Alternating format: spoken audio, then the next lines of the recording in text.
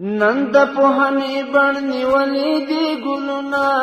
بیا د خوشحالۍ دور دی، هر خوا تعلیم هر خوا درسونه، بیا د خوشحالۍ دور دی، هر خوا تعلیم هر خوا درسونه. نن د پوهنې د قدر وړ اوریدونکو،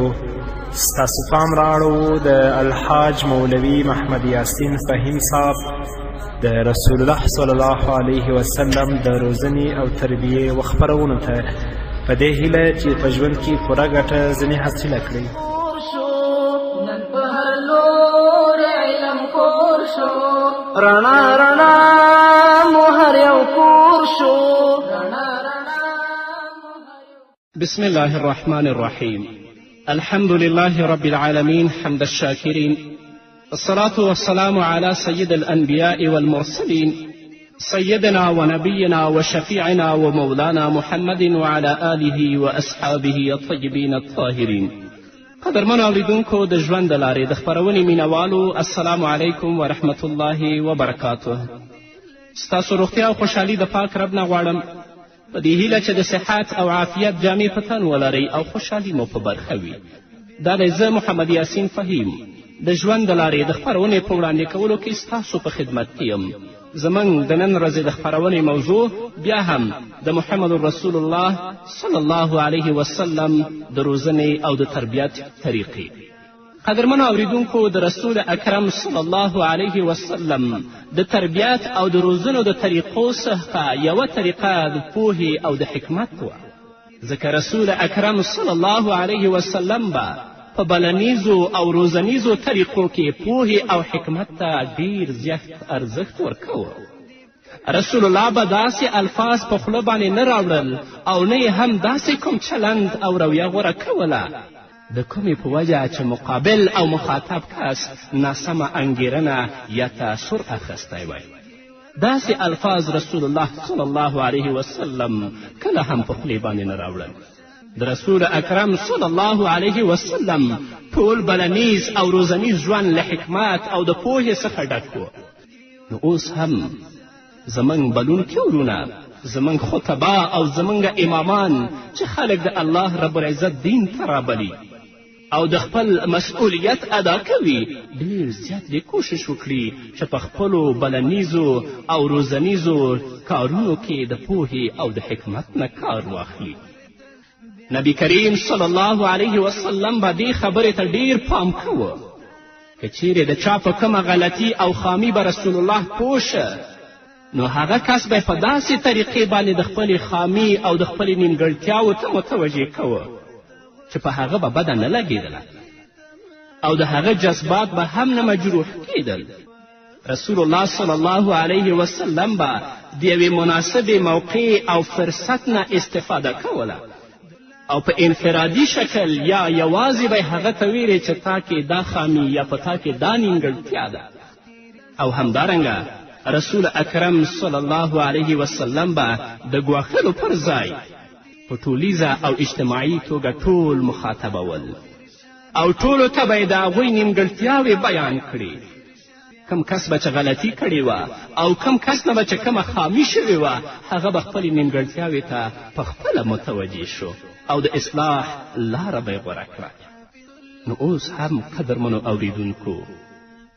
دا د رسول اکرم صلی الله علیه وسلم د تربیت او د روزنې طریقې دي. که تاسو په چا کې کومه نیمګړتیا وینئ یا تاسو په چا کې کومه خامي وینئ، په لوی مجلس کې هغه ته د هغه یادونه مه کوئ، ځکه دا په هغه باندې بد لګیږي او د هغه جذبات مجروح کیږي، د هغه جذبات زخمی کیږي.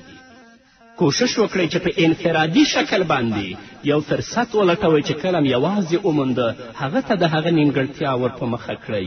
یا اجتماعي شکل باندې چې ټول خلک ناست وي، هر یوه ته د هغه د نیمګړتیاو بیان وکړئ. یو کس ته ګوته منیسئ، نو هغه کس به پخپله پوه شي چې په ما کې دا نیمګړتیا ده، نو د خپل نیمګړتیا به پرېږدي او د اصلاح لاره به غوره کړي. په ځانګړې توګه زموږ علمای کرام دي دې ټکو ته ډېر زیات متوجه اوسیږي، ځکه که په عام مجلسونو کې موږ هغه چا ته ګوته ونیسو او هغه په بدو الفاظو باندې یاد کړو، نو هغه به زموږ نه نور هم متنفره شي، د اصلاح لاره به نوره هم پرېږدي. تاسو ګورئ حضرت انس رضی الله تعالی عنه فرمایی انا نفر من اصحاب النبي صلى الله عليه وسلم سألوا ازواج النبي صلى الله عليه وسلم عن عمله في السر فقال بعضهم لا اتزوج النساء وقال بعضهم لا اكل اللحم وقال بعضهم لا انام على فراش فحمد الله وأثنى عليه فقال ما بال أقوام قالوا كذا وكذا لكني أصلي وأنام وأصوم وأفطر وأتزوج النساء فمن رغب عن سنتي فليس مني رواه مسلم. حضرت انس رضی الله تعالی عنه فرمایي چې د نبي کریم صلی الله علیه وسلم څو صحابه و کرامو د رسول اکرم صلی الله علیه وسلم له ازواجو نه پوښتنه وکړه چې رسول اکرم صلی الله علیه وسلم په کور کې او په سر کې څنګه عمل کوي. نو کله چې امهات المؤمنین رضوان الله تعالی علیهم اجمعین د رسول اکرم صلی الله علیه وسلم عمل هغوی ته بیان که نو ځینې صحابه و کرام ویلې چې موږ به هیڅ ښځې نه په نکاح کوو او ځینې نورو وویلې چې موږ به غوښه نه خورو او ځینې نورو وویلې چې موږ به په فرش باندې نه څملو. نو چې کله رسول الله خبر شه رسول الله د الله حمد او ثنا بیان کړه او بیا یې وفرمیل چې په خلکو څه شوي چې دا ډول او دا ډول خبرې کوي په داسې حال کې چې زه روژه هم نیسم او روژه ماتومه هم زه ویده کیږم هم او د لمانځه لپاره بیا راپاڅم غوښه هم خورم ودونه هم کوم. نو واورئ څوک چې زما سنت نه خوښوي هغه زموږ څخه نه دی. تاسو ګورئ قدرمنو اوریدونکو کله چې محمد رسول الله صلی الله علیه وسلم د ځینې خلکو د غیر شرعي روش چلند او فکر څخه خبر شه نو په ټولنیز او اجتماعي بڼه خلک مخاطب او د دوی د ناسم فکر اصلاح یې وکړه. هر یوه ته رسول الله ګوته ونه نیوله له دې څخه نورو خلکو ته هم ګټه ورسېدله چې خپل فکر او نظر د اسلام سره برابر کړي او د غلوې او افراط پر ځای د اعتدال او د مساوات لاره غوره کړي. رسول الله صلی الله علیه وسلم به که کله د دې اړتیا لیدله چې څوک په خپله خطا او اشتباه خبر کړي نو په ډېر زړه سوي او مینه به یې په یوازېوالي او خلوت کې هغه خپلې خطا ته متوجه کوه تر څو له یوې خوا په هغه کې د کمتري او د ټیټوالي احساس ونه کړي او له بلې خوا د هغه اصلاح هم وشي. رسول الله صلی الله علیه وسلم به په چا کې چې خطا او اشتباه ولیدله ډېر په مینه او ډېر په زړه سوي به یې یوازې که او هغه به په خپله اشتباه باندې خبر که ځکه که په مجلس کې هغه خبره هغه ته کړې وای نو هغه به د خپل ځان ډېر کم لیدلی وای. حضرت عمر بن ابي سلمة رضی الله تعالی عنه فرمایي كنت غلاما في حجر رسول الله صلی الله علیه وسلم وكانت يدي تطيش في الصحفة فقال لي رسول الله صلى الله عليه وسلم يا غلام سم الله وكل بيمينك وكل مما يليك فما زالت تلك طعمتي بعد. عمر بن ابو سلمة رضی الله تعالی عنه فرمایي چې زه کوچنی او د رسول اکرم صلی الله علیه وسلم په پالنه کې وم زما لاس به په کاسه کې یوې او بلې خواته ګرځېده د خوراک په وخت کې د خپل مخې نه مې خوراک نه کوه بلکې د کاسې هر ځای ته به چې ما لاس وروړه نو د هغه ځای نه به مې ډوډۍ راوچته کړه. نو رسول اکرم صلی الله علیه وسلم راته وفرمیل ای هلکه کله چې ته ډوډۍ پیلوې نو بسم الله الرحمن الرحیم ووایه بیا پیل کوه په ښي لاس او د خپلې مخې څخه یې خوره له دې څخه وروسته ما تل په همدې طریقې خوړل کول. یو ځل په کوچنیوالي او ماشومتوب کې ابن ابو سلمه رسول الله صلی الله علیه وسلم سره ډوډۍ خوړله نو ډوډۍ په دوران کې به کله هغه د کاسې یو سر ته لاس اوږد که او کله بل سر ته څرنګه چې هلته پرته له دوی څخه نور څوک نه ول او په عین وخت کې پوهول هم ضروري ول نو ځکه یې هماغه وخت ابن سلمه په ډېره خوږه ژبه او په ډېره خوږه لهجه او ډېره په مثبته طریقه رسول الله وپوهولو دا نه چې هغه یې ورټه بلکې د ډوډۍ د خوړلو آداب یې ورته بیان کړل په داسې حال کې چې ابن ابو سلمه دا محسوس هم نه که چې ما رټي بلکې هغه دا وانګېرله چې ما ته د ډوډۍ آداب او سلیقه راښیي ځکه نو نبي کریم صلی الله علیه وسلم ورته لومړی نور آداب بیان کړل دا یې ورته ویلې چې ډوډۍ خورې بسم الله وایه په ښي لاس یې خوره وروسته د هغه نه د هغه نیمګړتیا یې ورته په ګوته کړه چې ډوډۍ خورې د خپل مخې نه یې خوره ځکه رسول الله صلی الله علیه وسلم لومړی ورته نور آداب بیان کړل او بیا یې وروسته دا ورته ویل چې باید د خپلې مخې څخه ته ډوډۍ وخورې او د دې تر څنګ یې ورته وفرمیل ای هلکه کله چې ډوډۍ پیلوې بسم الله وایه بیا شروع کوه او همدارنګه پکې لاس او د خپلې مخې څخه ته خوراک کوه. نن په هر لور علم خور شو، نن په هر لور علم خور شو، رڼا رڼا مو هر یو کور شو، رڼا رڼا مو هر یو کور شو، د علم باغ ګور سمسور شو، د علم باغ ګور سمسور شو، د هر چا لاس کې کتابونه بیا د خوشحالۍ دور دی، هر په تعلیم هر په درسونه بیا د خوشحالۍ دور دی، هر په تعلیم هر په درسونه. تاسو وګورئ قدرمنو اورېدونکو، محمد رسول الله صلی الله علیه وسلم څومره د مینې څخه په ډک انداز خپلې خبرې پیلوي. په غلطي باندې د مثبتو خبرولو او رټلو څخه وړاندې ذهن په بېلابېلو لارښوونو داسې چمتو کوي چې وروستۍ خبره هم د نورو لارښوونو په څیر یوه لارښوونه ښکاري. رسول اکرم صلی الله علیه وسلم هغه ول ونه رټه، د هغه لاس یې ونه نیوه، ډېر په مینه او ډېر په ښه انداز یې هغه ته د ډوډۍ د خوراک آداب بیان کړل. نو اوس هم تاسو قدرمنو اوریدونکو، مسلمانانو ورونو او خویندو، که وینئ چې ستاسو بچیان د ډوډۍ د خوړلو په آداب باندې نه پوهیږي، د خپل مخې نه خوراک نه کوي، بسم الله نه وایي په خوراک کې، نو هغه د خوراک په وخت کې تاسې مه رټئ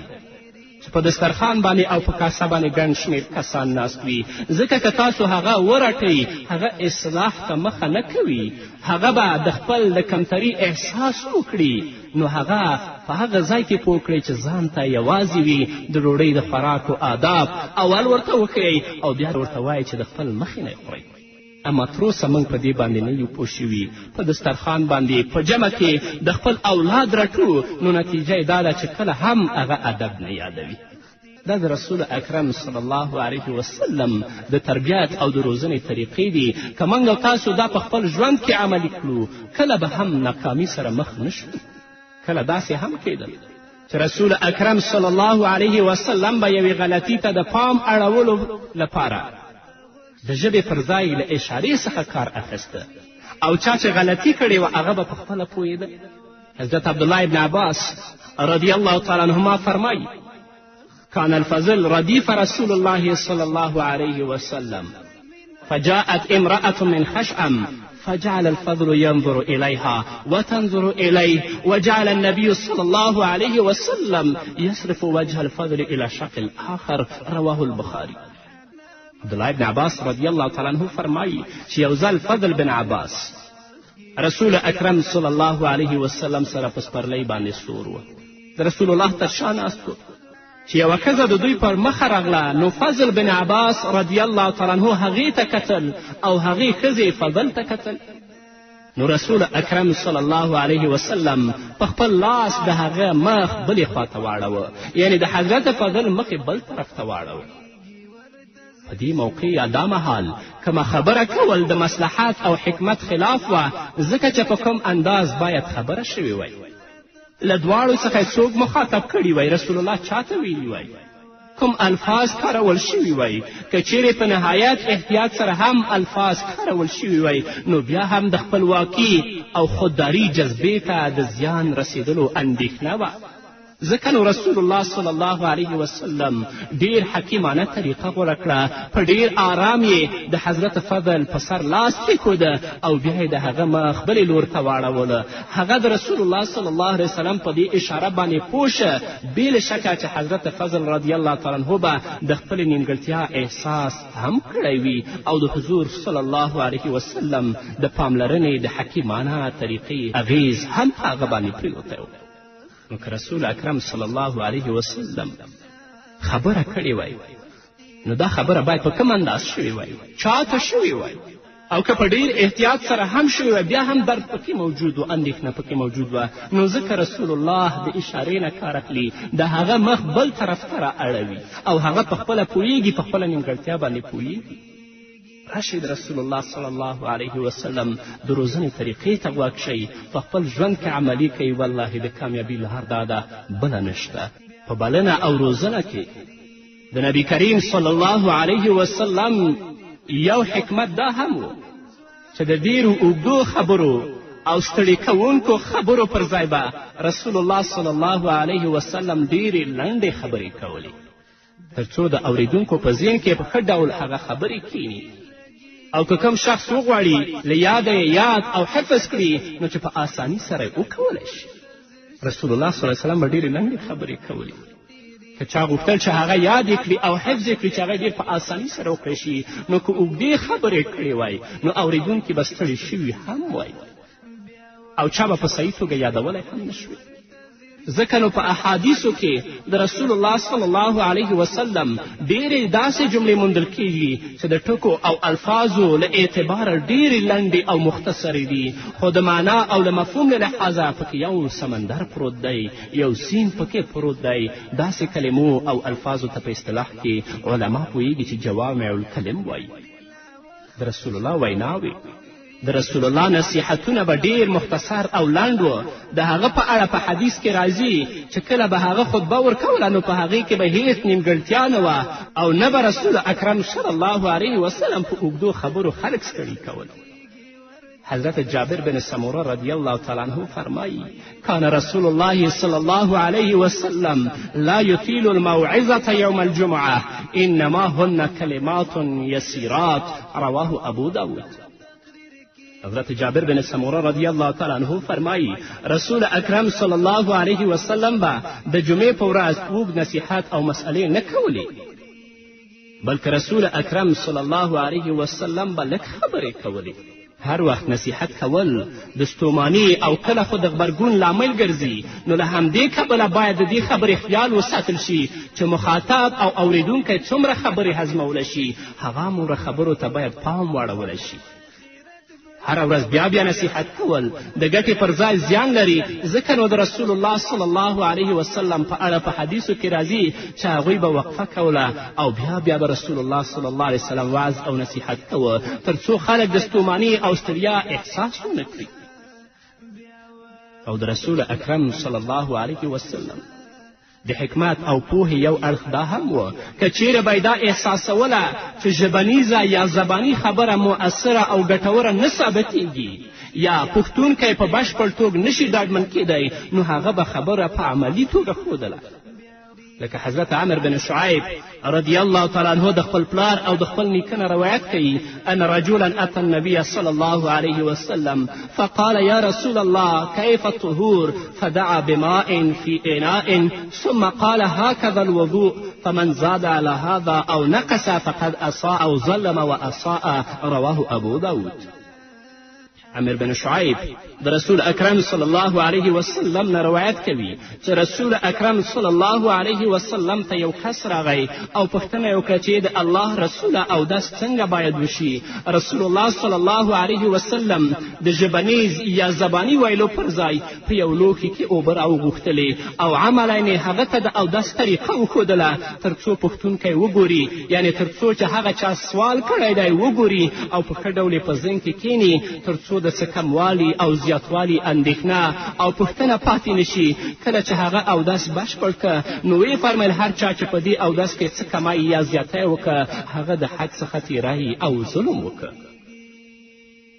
دا د رسول الله صلی الله علیه وسلم د پوهې او د حکمت یو اړخ و په روزنیزو طریقو کې. که هغه ته په ژبه باندې د اودس طریقې ښودلې وای نو هغه نه پوهېده، نو ځکه رسول اکرم صلی الله علیه وسلم اوبه راوغوښتلې اودس یې وکړه تر څو هغه رسول الله ته وګوري او اودس په سمه طریقې باندې یاد کړي، بیا دې ته سوال او پوښتنه پیدا نشي چې د رسول الله نه پوښتنه وکړي چې اودس باید څنګه وشي. نو دا ټولو مسلمانانو ته په ځانګړې توګه زموږ علماو ته ډېر یو لوی پند دی او نصیحت دی. په ځانګړې توګه د جمعې په مانځو کې دی باید چې په یو موضوع باندې دوی خبرې وکړي تر څو خلک په هغه باندې پوه شي چې دا زموږ امام او خطیب څه وایي. دا نه کله یوې موضوع ته ځه او کله بلې موضوع ته ځه، څوک چې ستا اورېدونکي دي په هغو باندې لاره ورکه شي چې موږ کومه خبره واورو. او خبرې چې کوئ ډېر په لنډو ټکو کې وکړئ چې هغه اورېدونکی یاد یې کړي. او که تاسو نه څوک د یوې مسئلې پوښتنه کوي پوهیږئ چې هغه زما په هغه جواب باندې چې په ژبه باندې نه پوهیږي په عملي توګه هغه ته بیان کړئ. همدارنګه رسول اکرم صلی الله علیه وسلم به که چیرې اړتیا لیدله او د وخت تقاضا به وه نو په ډېر اغېزناکه بڼه به یې وینا کوله. تاسو ګورئ عرباز بن ساریه فرمایي وعظنا رسول الله صلى الله عليه وسلم يوما بعد صلاة الغداة موعظة بليغة ظرفت منها العيون ووجلت منها القلوب فقال رجل إن هذه موعظة مودع فماذا تعهد إلينا يا رسول الله؟ قال أوصيكم بتقوى الله والسمع والطاعة. رواه ترمذي. حضرت عرباز بن ساریه رضی الله تعالی عنه فرمایي چې یو ځلې نبي کریم صلی الله علیه وسلم موږ ته پس د سهار له لمانځه څخه بلیغ وعظ وکړ چې زموږ بدن د سوز او تاو څخه په سوځېدو شو، زموږ سترګې لمدې شوې او زړونه مو په لرزه شول. یو سړي ویل دا د رخصتېدو وعظ معلومیږي، یا رسول الله زموږ څخه ژمنه واخلئ. رسول الله صلی الله علیه وسلم ورته وفرمیل تاسې ته د الله څخه د ویرې کولو او په سمع او په طاعت باندې وصیت کوم. رسول الله دلته دا اړتیا لیدلې وه ځکه چې د رسول الله د وفات وخت نږدې وه نو ډېر په اغېزناکه بڼه باندې رسول الله وینا کوله. نو علمای کرام هم زموږ خویندې او ورونه چې په کورنیو کې ژوند کوي کومه مسئله چې تاسو ته ډېره د اړتیا وړ لیدل کیږي ډېر په اغېزناکه بڼه باندې هغه مسئله تاسو خپل اولادونو ته او کورنۍ ته بیانوئ. همدارنګه عبدالله بن عمر فرمایي كيف يحكي رسول الله صلى الله عليه وسلم قال حتى نظرت إلى المنبر يتحرك من أسفل شيء منه حتى إني لأقول أساقطه وبرسول الله صلى الله عليه وسلم.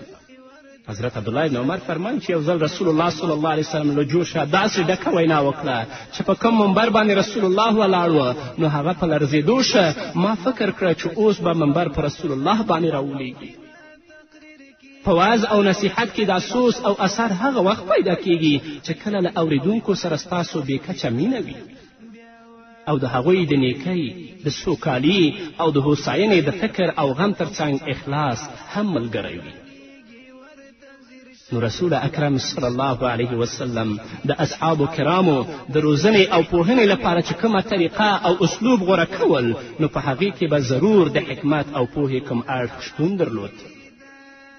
انشاءالله په راتلونکو خپرونو کې چې کومه موضوعات تاسو ته راځي همدغه به په همدې اړه باندې وي، تاسو به انشاءالله په تفصیل سره واورئ. نو قدرمنو اورېدونکو دا وه زموږ د نن ورځې خپرونه چې ستاسو درانه حضور ته وړاندې شوه. تر بلې خپرونې پورې چې زه بیا هم ستاسو درانه حضور ته راځم تاسو ټول په پاک رب سپارم. پاتې ژوند م نیکمرغه، کات، بریالي او کامیاب اوسئ. علم زیوار د هر انسان دی، علم زیوار د هر انسان دی، تعریف یې کړی پاک سبحان دی، تعریف یې کړی پاک سبحان دی، ناطق په دې باندې قرآن دی، ناطق په دې باندې قرآن دی، حضوري کړي صفتونه بیا د خوشحالۍ دور دی، هر په تعلیم هر په درسونه بیا د خوشحالۍ دور دی، هر په تعلیم هر په درسونه. نن د پوهنې بڼ نیولې دي ګلونه بیا د خوشحالۍ دور دی، هر په تعلیم هر په درسونه بیا د خوشحالۍ دور دی.